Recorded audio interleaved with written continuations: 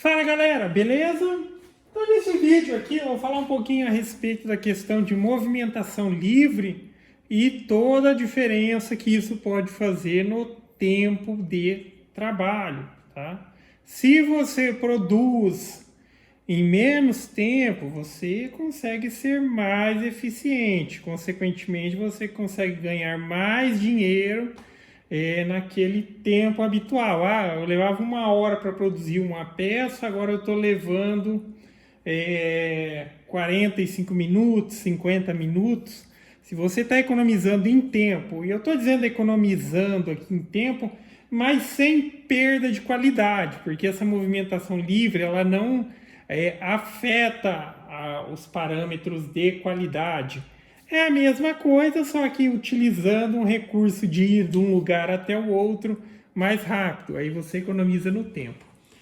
A princípio fica o convite também para quem quiser participar do grupo que eu criei no Facebook, que é o grupo CNC em Ação, voltado para assuntos relacionados a CNC Router de uma maneira geral. Construção, programação, quem tiver dica, quem tiver dúvida, fica o convite aí para participar. E também mencionando que em breve eu vou começar a disponibilizar, tá? Quando eu começar a disponibilizar, eu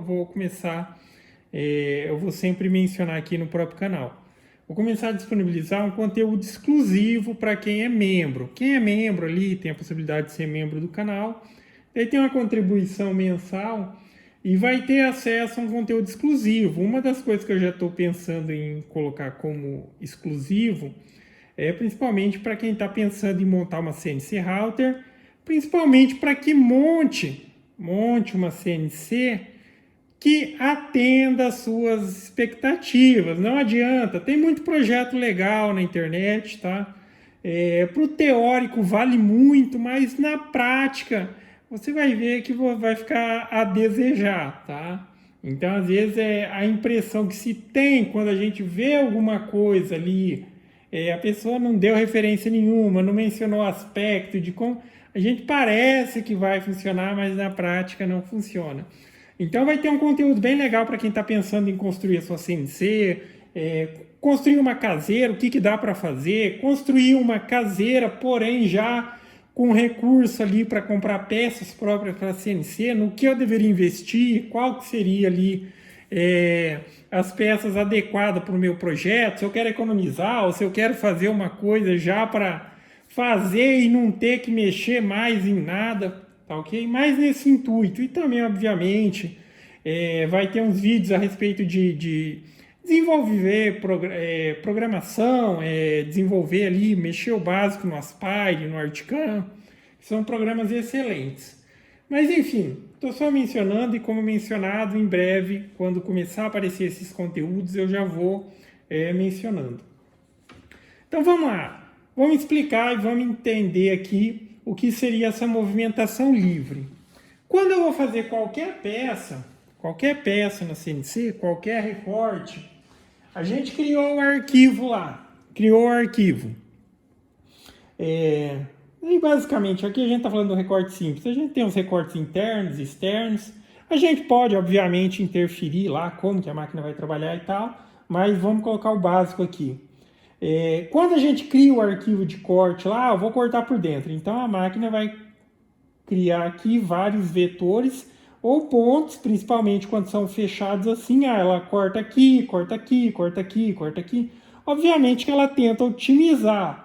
Só que em alguns trabalhos, obviamente, às vezes ela faz um recortezinho aqui no canto, daí tem que ir lá para o outro canto, faz outro recortezinho, vai lá para o outro canto. E pensa quando é uma máquina grande, tem uma área grande. Se você não faz essa configuração de movimentação livre, o que acontece? Por padrão, a maioria das máquinas ela está assim, ela está com uma velocidade de movimentação livre próximo da movimentação que a gente utiliza de corte. Então, uma máquina, mesmo que caseira, ela consegue trabalhar 1.500, 2.000 milímetros de corte. Então, geralmente, a velocidade máxima ela também vai estar esses 1.500, 2.000 de movimentação livre, sendo que em movimentação livre significa o ponto que a máquina vai de um corte ao outro sem ter a necessidade de tracionamento. Óbvio que exige um pouco de força, mas é bem inferior a quando a máquina está cortando, porque às vezes no visual a gente fala, pô, a máquina não está fazendo nem força, mas sim, ela está exigindo ali do motor um tracionamento para cortar o material.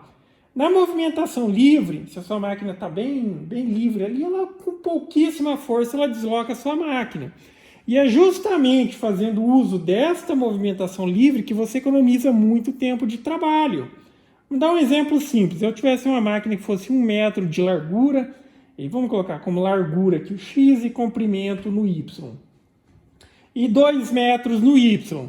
Aí eu vou fazer um quadro ali que tem que fazer uma marcação em cada um dos cantos. Pensa no seguinte, eu vou cortar aqui. A minha máquina está configurada com 1000 milímetros por minuto de corte, 1000 milímetros por minuto de avanço. São exemplos. Então quer dizer que só para fazer esse corte aqui que ela precisa fazer aqui e fazer o outro lá no final da mesa, que tivesse 2 metros trabalhando na velocidade de 1000, ela levaria 2 minutos só para ir até lá. Sendo que muitos equipamentos ele oferece a capacidade de movimentação livre muito superior à velocidade de corte. Velocidade de corte ela é limitada por vários fatores. Tem o fator fresa, tem o fator se o motor dá conta ou não. Em algumas situações a gente está limitado porque o motor não dá conta. Se eu coloco para colocar tipo a 1500 de corte, ele não dá conta. Precisa trabalhar numa rotação mais alta, fica com menos torque e consequentemente trava. Só que na movimentação livre, como eu mencionei, muitas vezes a velocidade é muito superior à de corte. Então, ao ponto que com 1000 levaria 2 minutos lá, mas só que daí eu descubro que a minha máquina em movimentação livre ela pode se movimentar a 3000 milímetros por minuto. Tá? Então, ao invés de levar 2 minutos para ir até lá o final da máquina, ela levaria o quê? Uns 40 segundos? Pensa no tempo que você já economizou entre o começo e o final do trabalho. Tá? Só que tudo são fatores. Outra coisa que eu vou mencionar aqui também é que CNC que utiliza fuso, nessa movimentação livre, ela vai ser um pouco mais limitada do que uma que utilize, por exemplo, até mesmo correia, cremalheira. Tá? Eu estou dizendo na limitação da velocidade livre. Por quê? Para se movimentar em alta rotação quando se utiliza fuso, o motor ele vai ter que trabalhar com a rotação muito alta para manter aquele deslocamento. Exemplo básico, vou utilizar o exemplo aqui da minha máquina na questão do fuso. Eu tenho um fuso que cada volta que ele dá, a máquina se desloca 5 milímetros. Para a minha máquina manter uma velocidade de 1000 milímetros por minuto, o meu motor ele tem que estar trabalhando a 200 RPM. Tá? Cada minuto ele tem que estar dando 200 voltas. Se eu passo para 2000, a rotação do motor já sobe para 400. 3000 para 600. 4000 para 800 RPM. E motor de passo, todo mundo sabe, quanto mais rotação ele vai tendo, vai aumentando o RPM. Depois, obviamente, que excedeu ali o ideal, ele vai perdendo torque. Só exemplo, tá? Cada motor é um motor, mas vamos supor que a 400 RPM ele tem um torque de 15 kg. Quando começou a subir daí para lá, ele já começa a cair 10 quilos, vai chegar num ponto que ele vai ter ali um torque de 5 quilos. Mas enfim, para o aspecto de movimentação livre, tem que fazer os testes, mas ele vai ser sempre muito mais superior do que a movimentação de corte, que existe tracionamento. Agora, quando a gente fala de cremalheira, polia, que é 1 para 1, na rotação de 1, a máquina já se desloca muito. Por exemplo, a outra máquina ali, para quem viu no canal a máquina que eu comprei, ela é cremalheira. A movimentação livre dela, sem problema algum, é 10.000 milímetros por minuto de deslocamento livre. Ali, uma simples volta do motor, a máquina acho que se desloca praticamente 25 milímetros. Porque está no 1 para 1. Uma volta, ele se desloca muito. Se a gente pega ali, só como exemplo, vamos supor que eu tenho um sistema de cremalheira, que a cada volta do motor, ele se desloca 20 milímetros. Aqui, 1000 milímetros por minuto, o motor a 200 RPM. Tá? Se fosse um sistema de cremalheira nesses mesmos 200 RPM, ela estaria se movimentando 4 vezes mais rápido. Porque, na verdade, 4 vezes. 4 vezes, tá certo. Ao invés de em 200 estar movimentando 1000, como é aqui o caso do fuso, ela estaria se movimentando a 4000, naquela rotação baixa. Então o motor está numa rotação baixa e tem torque, tem força, ou seja, tem margem para aumentar mais ainda. Então cada sistema é um sistema. Na prática tem que fazer testes, tá? Testes de movimentação livre.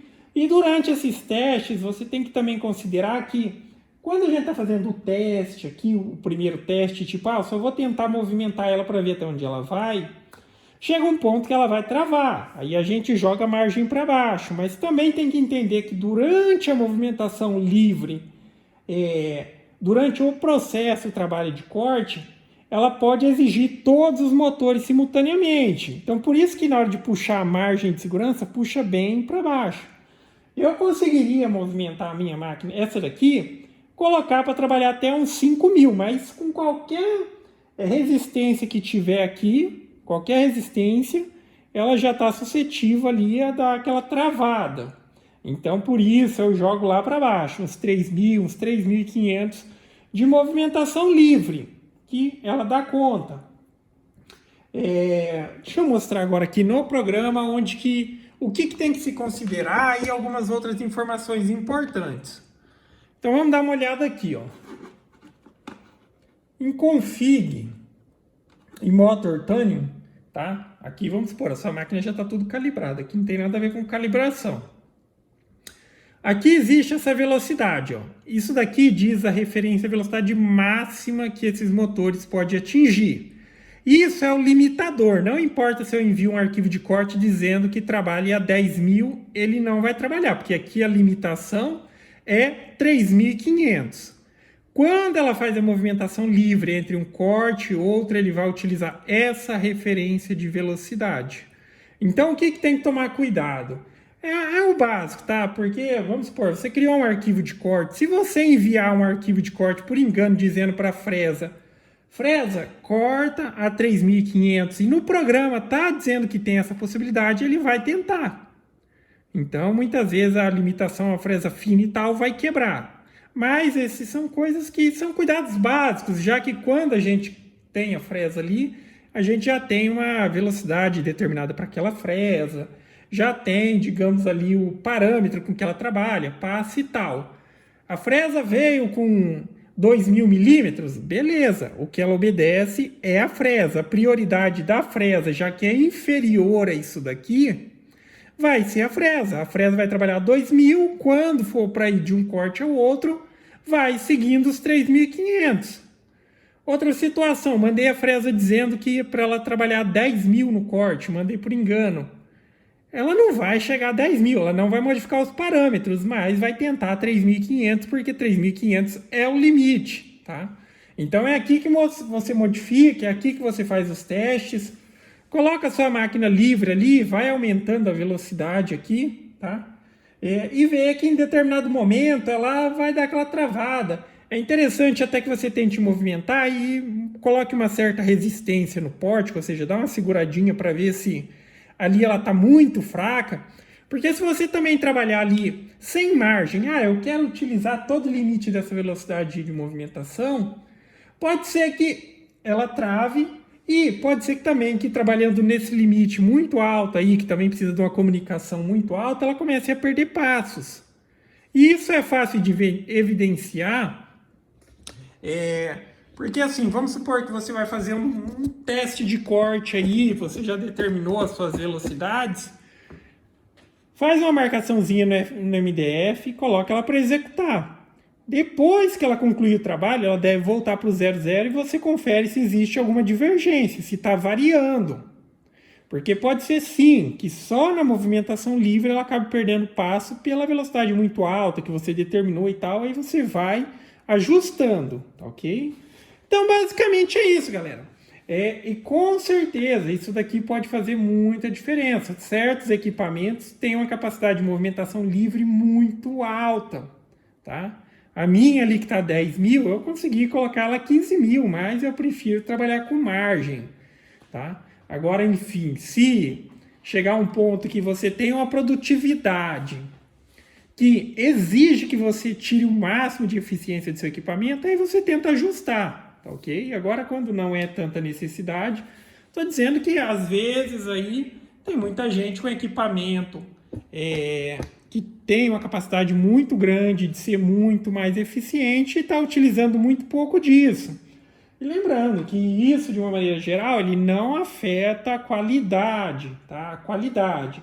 Por quê? A qualidade do corte está relacionada com a velocidade que a fresa corta, tá? A movimentação livre, a gente só tem que tomar o cuidado que ela tenha precisão de sair de um lugar e chegar até no outro, que sim pode ser afetado se for muito exagerado.